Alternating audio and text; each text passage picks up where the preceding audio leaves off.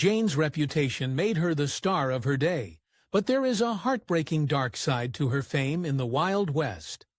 Like most of her life, Calamity Jane's beginnings are shrouded in mystery and scream of tragedy.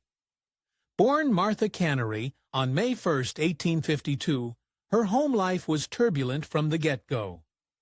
Her father, Robert, had a penchant for gambling, while her mother, Charlotte's history, is almost unknown.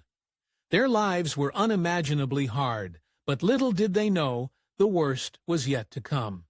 In 1865, Martha and her family uprooted themselves, moving from Missouri to Virginia City, Montana, trundling along in a wagon train. Disaster struck when Martha's mother felt gravely ill.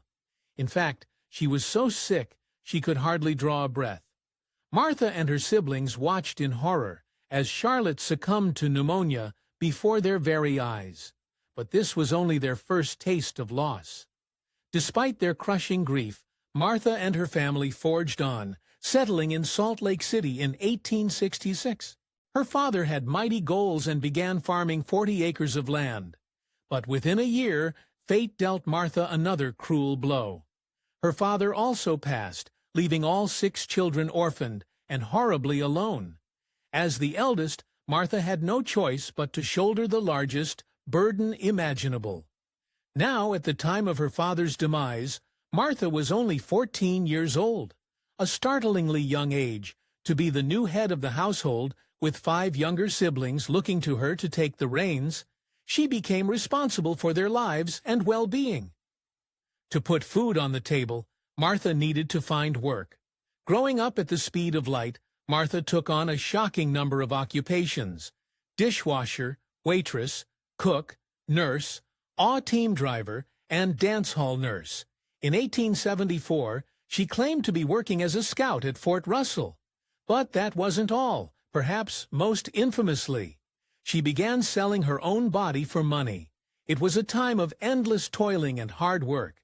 And yet, unbeknownst to Martha, a world of adventure lay at her fingertips. During these years, Martha began to gain a scandalous reputation in the region.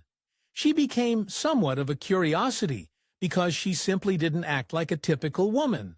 Oh no, Martha was a downright curiosity, with her filthy mouth, wildness, and trigger-happy ways. She was a rarity on the frontier, and she didn't hesitate to go one step further. At Fort Russell, Martha began fashioning what would one day become her signature look. She wore a soldier's uniform and dressed like a man. More notably, she lived like a man, helping to wrangle indigenous groups and place them on reservations. With a very high opinion of herself, she later claimed that she was one of the best marksmen in the West. But her reckless nature never failed to get her into some serious scrapes. According to Martha, she transformed into Calamity Jane through her involvement in dangerous campaigns. But one pivotal conflict changed her life forever. In Goose Creek, Wyoming, she went out with a group of officers to help mediate an uprising of indigenous folks. And that's when the bloodbath began. Over the course of several days, Martha watched her comrades fall, and 6 of them didn't make it. The skirmishes were brutal and left the group depleted and wounded. Still, the nightmare raged on. She retreated and was only a mile and a half from safety when indigenous enemies ambushed her, hearing the shots ring out. Martha whipped around in her seat. She couldn't believe her eyes.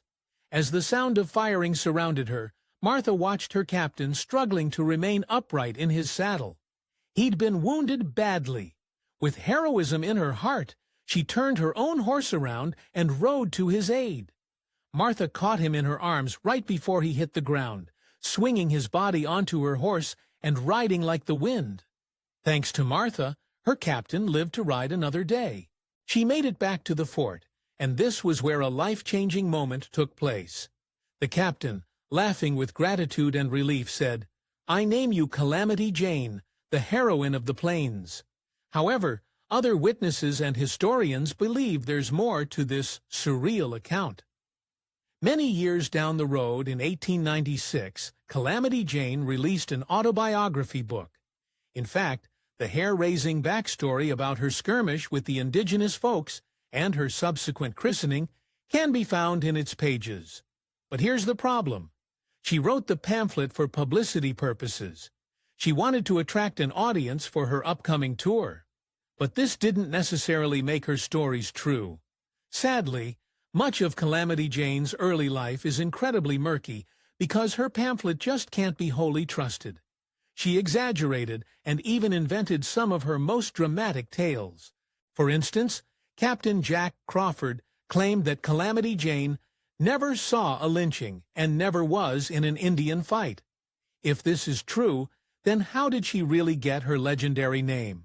Although this can't be confirmed, a popular theory is that Calamity Jane acquired her name after warning men that to offend her was to court calamity. In the midst of all this speculation, one thing is undeniable. By 1876, her catchy nickname had already been circulating, and it even appeared in the headline of Deadwood's newspaper, reading, "Calamity Jane has arrived." Ordered north, Jane set out to join generals at the Bighorn River, but her journey was harrowing. To deliver dispatches, she had to swim the Plant River. After that, she traveled a whopping 90 miles to a local outpost, soaked to the skin and shivering. Unsurprisingly, she did not escape such a brutal journey unscathed. After her frigid expedition, Calamity Jane felt terribly ill. Loaded into General Crook's ambulance, she sped back to Fort Fetterman. For the next 2 weeks, she struggled in the hospital, fighting to regain her strength and health. Of course, Jane being Jane, she pulled through. Her next adventure, however, would lead her to one man who'd help define her legacy. After recuperating, Jane traveled to Fort Laramie. Here she met an astounding character, Wild Bill Hickok, but there was something eerily familiar about him. You see, Bill just happened to be a lot like Jane herself. The similarities were uncanny. They both had a knack for dramatic exaggerations and could drink one another under the table. It was a relationship destined to go down in history. Calamity Jane and Bill Hickok got on like a house on fire, but the intimate details of their relationship remain up for debate. Many believe that they were romantically involved, but whatever the case may be, their meeting changed the course of Jane's life forever. After meeting Bill, Jane joined him in the wagon train he traveled with, heading for Deadwood, South Dakota. Here, she undertook yet another grueling occupation. She became a Pony Express rider, safeguarding the U.S. mail over a 50-mile route. But more importantly, her arrival in Deadwood sparked the beginning of her stardom. At first, Jane had always been the subject of gossip and scandalous whispers, but her story eventually found international notoriety. She became a real-life character, her story becoming widespread as newspapers and literary publications sensationalized her adventures. Dime novels were especially instrumental in garnering her fame. Dime novels were cheap texts that exaggerated the Wild West and its dramas, and Calamity Jane just happened to be one of the most popular characters. She became the leading lady to Deadwood Dick and lived a life of action and glorious freedom. Jane filled a niche and was exactly the kind of character the public wanted. But sadly, no amount of fame could save Jane from heartache. On August 2, 1876, a terrible tragedy rocked Jane's world. Her friend, Wild Bill Hickok, joined a gambling table at a Deadwood saloon. He didn't walk out of there alive. A man named Jack McCull came up behind him and put a hole in the back of his head. Bill passed while holding what would become known as a dead man's hand. A pair of eights and a pair of aces. Apparently, Jane reacted to this loss in a chilling way. As always, Jane had a heart-racing story to tell. Following Bill's untimely demise, she claimed to have chased down the perpetrator, Jack McCull, with a meat cleaver having left her pieces at home. Despite Jane's bloodthirsty efforts, McCull didn't meet his day of judgment at her hands, but that didn't mean that his fate was any less gruesome. McCull claimed that Bill Hickok had taken the life of its brother, and at first he got off as not guilty, but he wasn't home for a yet. No doubt to Jane's satisfaction, Jack had to undergo another trial, and this time he did not escape so easily. Facing the worst sentence imaginable, he was hanged the following year. In the wake of Bill's tragic passing, Jane didn't abandon Deadwood. She stayed in prospective mining camps, but just when life seemed to settle down, another disaster came raging out of the blue and sideswiped her. Enter the smallpox plague. Always playing the hero, Jane swooped in and shocked everyone. As smallpox ravaged the citizens of Deadwood, she proved herself to be a capable nurse, saving lives and caring for the ill. Though she received little thanks for her tender administrations, she forged onward. Though known for her rough and tough exterior, Jane revealed an unexpected facet of her character that few had the opportunity to witness. As Jane descended on her ailing patient, Doc Badcock took notice, admitting that the posturing woman did indeed have something of an angel within her. The doctor noted that while tending to children, she'd swear to beat hell at them, but it was a tender kind of cussing. But though she could be maternal, her hard-boiled antics were far from over. When Calamity Jane visited the East Lynne Opera House to see a show, it ended in disaster. It didn't help that she'd brought her belligerent friend, Arkansas Tom, along for the ride. Apparently, at the end of the play, Jane became angry. That's when she stood up and did the unthinkable. Facing the stage, a rowdy Calamity Jane unleashed a nasty stream of tobacco juice, directing it right at the star player. To everyone's horror, the brown-colored liquid hit the lead in the eye and leaked down her dress. For Arkansas Tom, this was as cute as let loose and caused even more chaos. After the unfortunate tobacco incident, Tom's hands flashed to his holsters. With a few deft shots, he took out all the lamps. The crowds were absolutely ecstatic.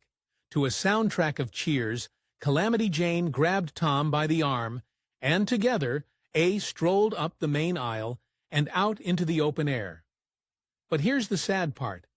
Though Jane and Tom managed to kick up their heels at the opera house, tragedy followed at their heels. After leaving, she never saw Tom again. The very next day, the Grim Reaper came and claimed him at a bank stick-out. Trouble seemed to follow Jane wherever she went, and this next fiasco was no exception. While riding towards Crook City in the spring of 1877, Calamity Jane entered a huge problem. She happened upon a stagecoach fleeing Cheyenne with a hostile indigenous group on its tail. Of course, Jane decided to get involved. She pulled up to the side of the stagecoach, but when she peered inside, she couldn't believe her eyes. A horrible sight created Calamity Jane. The driver of the stagecoach had been pierced with an arrow and lay face down on the ground. Jumping to attention, she took over and slid into the driver's seat.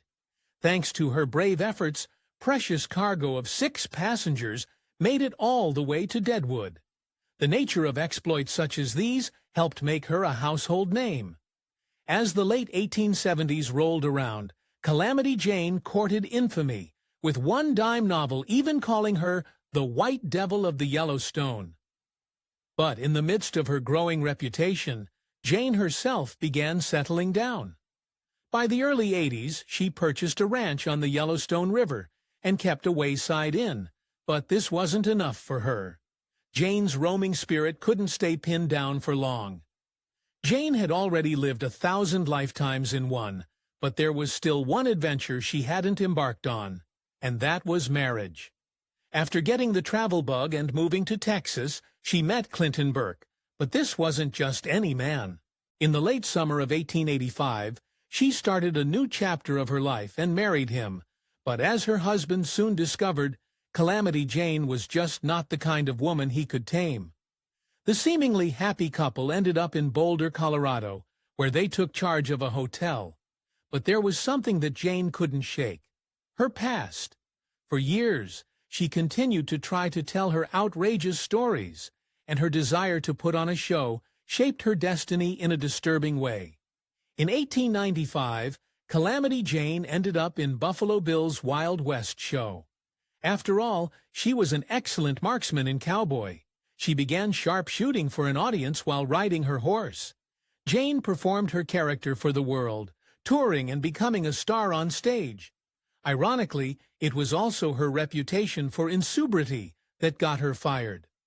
Calamity Jane, once a woman with purpose, began to lose her way.